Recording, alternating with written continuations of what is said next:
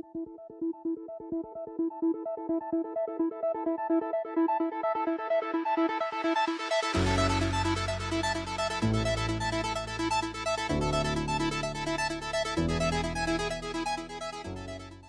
selamat pagi, selamat siang, selamat sore, selamat malam, selamat datang kembali di channel Kawan Review. Seperti biasa, kalau kalian sudah melihat video ini, berarti sudah ada ulasan film atau mungkin serial yang udah kalian tonton atau mungkin belum kawan-kawan tonton dan aku rekomendasikan.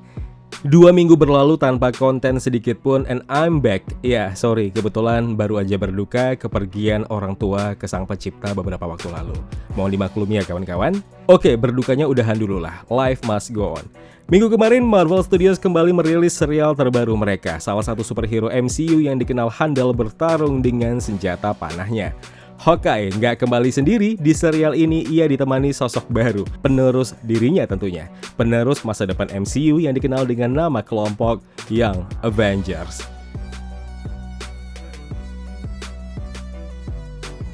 Dirilis minggu lalu langsung 2 episode. Semua cerita diawali masa kecil Kate Bishop yang hidup di tengah kota New York. Latar waktunya di tahun 2012, waktu yang bersamaan dengan tragedi Battle of New York akibat ulah Loki. Tragedi yang sekali lagi jadi latar belakang berkembangnya beberapa tokoh karakter dan cerita di MCU fase 4. Kayak sebelumnya di serial Loki yang jadi awal mula cerita Loki dan para variannya berkembang.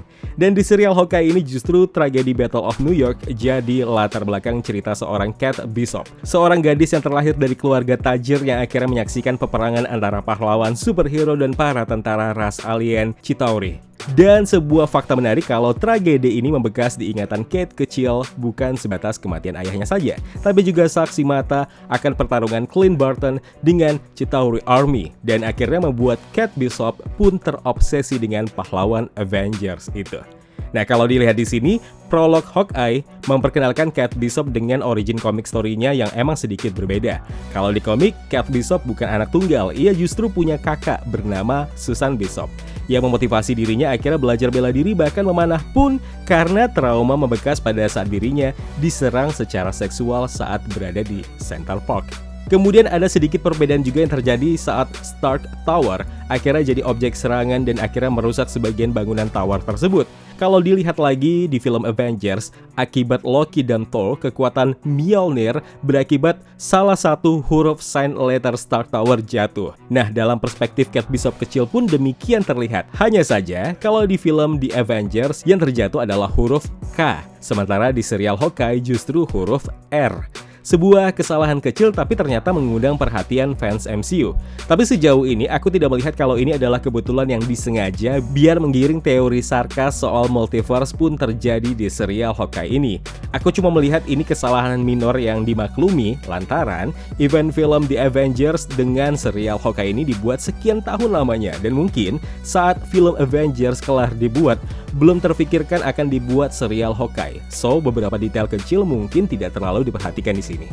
Kemudian beralih ke scene berikutnya di waktu terkini, Kate Bishop sudah beranjak dewasa, usianya 22 tahun sama hal seperti di komik ketika ia diperkenalkan sebagai salah satu petarung handal dalam kelompok Young Avengers. Di sini kita dibawa ke sebuah universitas tertua di Amerika Serikat, Cornerstone University. Ada sebuah menara lonceng yang dinamakan Stein Tower. Dan mungkin kalau teman-teman lupa, di film pertama Iron Man, ada tokoh karakter bernama Obadiah Stane alias Ironmonger, mantan mitra bisnisnya Tony Stark yang berubah menjadi penjahat, dan dia juga yang mengatur penculikan Tony Stark oleh organisasi teroris Ten Rings untuk menguasai Stark Industries.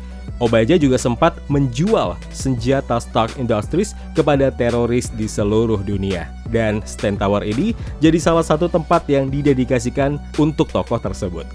Kemudian masih di Stein Tower, dalam scene ini terlihat Kate dan kedua temannya seperti bertaruh untuk membunyikan lonceng Stein Tower yang menyita perhatianku sama salah satu temannya bernama Greer. Kalau teman-teman tahu, dalam komik Marvel ada sosok manusia hibrida menyerupai macan bernama Tigra yang punya nama asli Greer Grant Nelson. Yang nggak tahu apakah Greer yang jadi temannya Kate Bishop di sini adalah Greer yang sama.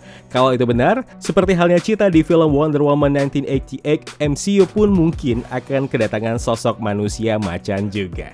Sementara itu di scene berikutnya, terlihat Barton Family sedang melihat pertunjukan Broadway Rogers the Musical. Pertunjukan ini diadaptasi dari event Battle of New York. Hanya saja yang membedakannya, kali ini ada sosok yang memparodikan tokoh Ant-Man di sana. Dimana kalau aslinya di film Avengers, Ant-Man belum ada sama sekali saat itu. Dan itu pun yang disadari oleh Clint Barton. Kemudian di sini kita juga melihat Clint Barton menggunakan alat bantu dengar. Sebenarnya dalam komik Marvel, Clint menggunakan alat bantu dengar sudah dilakukannya sejak ia masih anak-anak. Tragedi yang cukup membekas di mana saat itu Clint kehilangan pendengarannya ketika si pembunuh clown menusuk telinga Clint dengan panahnya sendiri. Tapi di MCU hal itu dilakukan karena bertahun-tahun dirinya mengalami kerusakan pada tubuhnya selama peristiwa Infinity Saga. Nah, salah satunya kerusakan pendengaran. So, Clint Barton sekarang memakai alat bantu dengar.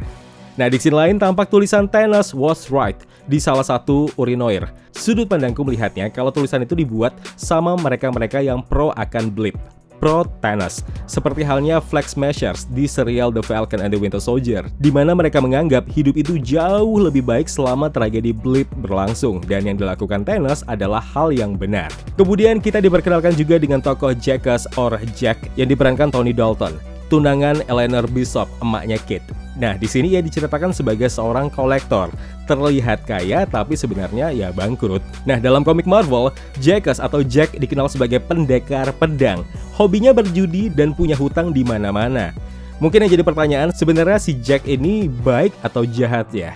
Atau mungkin di tengah-tengah? Nah, di scene berikutnya, sebuah scene di pasar lelang. Jadi pembenaran kalau serial Hawkeye ini tampaknya bakal merangkum semua tragedi yang pernah dilakukan Clint saat masih bersama dengan kelompok lengkap Avengers. Terlihat ada dua barang, pedang dan pakaian dikenakan Clint saat menjadi Ronin. Kedua barang tadi dilelang di sini. Hanya saja, pedang tadi akhirnya berhasil dibawa kabur oleh Jack, sementara Ronin suit dikenakan Kate Bishop sesaat para tracksuit mafia membobol lokasi lelang tersebut. And then, Lucky the Pizza Dog. Ya, pembaca komik Marvel khususnya komik-komik Hawkeye gak akan asing sama anjing mata satu ini. Dinamakan Lucky the Pizza Dog karena emang dikenal sebagai anjing pecinta pizza. Nah, dalam komik Marvel, Lucky the Pizza Dog awalnya milik Ivan Banionis, The Tracksuit Mafia, dan diberi nama Arrow. Sampai akhirnya dipelihara oleh Clint, diberi nama baru Lucky, dan akhirnya jadi anjing Kate Bishop untuk sementara waktu ketika Kate mau pergi ke LA, Lenteng Agung. Yap, next, Ivan Banionis, The Tracksuit Mafia tidak disangka-sangka juga hadir di serial ini ya. Seperti yang dirumorkan, The Tracksuit Mafia akan jadi pengantar sosok petarung tunarungu bernama Echo, yang akhirnya diperkenalkan di episode kedua serial Hawkeye. Dan kemunculan mereka di sini dikarenakan balas dendam terhadap sosok Ronin, yang sampai detik itu masih nggak tahu siapa sosok asli di dalam kostum tersebut. Dan konyolnya, Kate Bishop jadi sasaran empuk, lantaran Kate mengenakan Ronin suit saat melawan The Tracksuit Mafia. Oke, kemudian ada hal yang mencuri perhatianku juga. Sepintas tampak biasa saja, tapi setelah ditelisik lebih dalam, apakah serial Hawkeye ini ada hubungannya dengan sosok bernama Kang the Chillokers? Ada sebuah jam tangan Avengers Compound yang terlihat begitu penting sampai dicari-cari The Tracksuit Mafia. Nomor lelang 268 seakan menyentil sedikit tentang komik Avengers Volume 1 Issue 268 The Kang Dynasty. Nah, apakah dengan sengaja serial Hawkeye ini turut membawa sosok Kang varian lain yang sebelumnya diperkenalkan di serial Loki? Karena suka atau tidak, MCU tampaknya tidak main-main sama sosok Kang The Chillokers tersebut. Atau mungkin nomor 268 tadi cuma nomor acak doang yang nggak punya arti apa-apa. Oke, kemudian di saat Clint akhirnya diculik oleh The Tracksuit Mafia, terlihat Kate Bishop di sebuah taksi mencoba melacak keberadaan Clint menggunakan teknologi gadgetnya. Dan yang mencolok saat Kate mengetik username Bishop 112012 atau 11-2012. Nah, 11-2012 ini terlihat seperti komik pertama yang dibuat Matt Fraction berjudul Hawkeye Volume 4 Issue 2 yang dirilis November 2012. Komik yang akhirnya membawa cerita kompleks antara Kate Bishop dengan Lucky the Pizza Dog. Ini hanya kebetulan atau jawab sendiri aja. And last but not least, sosok yang ditunggu-tunggu, petarung tunarungu dari Marvel yang jadi pemimpin The Tracksuit Mafia, the one and only Maya Lopez aka Echo, yang diperankan Alaqua Cox. Perlu diketahui kawan-kawan, Maya Lopez dalam komik Marvel adalah Ronin pertama yang punya kemampuan bertarung kayak Taskmaster. Bedanya kalau Taskmaster menggunakan teknologi untuk meniru gerakan lawannya, sementara Echo atau Maya Lopez tidak. Dan yang terpenting, Echo atau Maya Lopez adalah putri angkat Wilson Fisk alias Kingpin, sosok yang kemungkinan juga akan muncul di serial Hawkeye. Ya, tampaknya Hawkeye benar-benar mengadaptasi cukup banyak komik originnya. Dengan sedikit polesan, improvisasi, serial ini berhasil ngasih impresi pertama yang cukup asik. Latar waktu Natal jadi momentum yang cukup menarik di saat rekan-rekan film dan serial MCU lainnya tidak mengambil latar waktu yang sama. Seperti film dan serial MCU lainnya, Hawkeye juga tetap menyuntikkan humor. Ya, sejauh 2 episode pertama ini terbilang cukup berhasil. Ya kawan, terima kasih telah menonton video Spotlight ini. Jangan lupa klik tombol like-nya kalau kalian suka, klik tombol dislike kalau tidak suka. Klik juga tombol subscribe dan bel notifikasinya biar nggak ketinggalan review-review film terupdate lainnya. Kalau gitu aku Zain pamit undur diri. Terima kasih, jaga kesehatan, tetap negatif, dan jangan lupa jaga jarak.